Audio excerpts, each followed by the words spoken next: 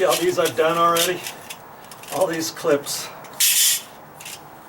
out of those other pieces that I had used initially, and I cut them up, and now I can use them for little smaller clips. I'm using a scratch-all here, and there's a difference between scratch-alls. Did you know that? Not all scratch-alls are the same. See that? That's metal. That's a continuous metal piece that goes all the way through here. Some scratch-alls don't have that.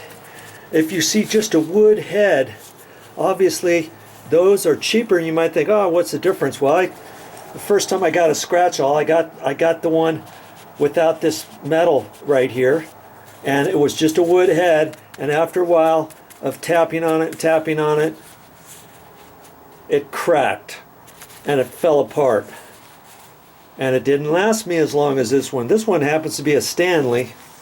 You can see it right there, but you don't have to get Stanley, you don't have to find Stanley, but this one's been a really good one for me.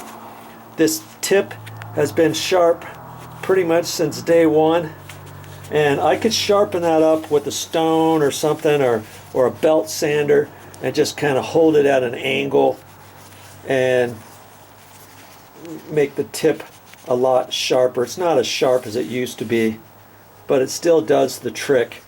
Okay, so when you go to the store to get a scratch-all, and I use this thing for all kinds of things, I never know what I'm going to need it for.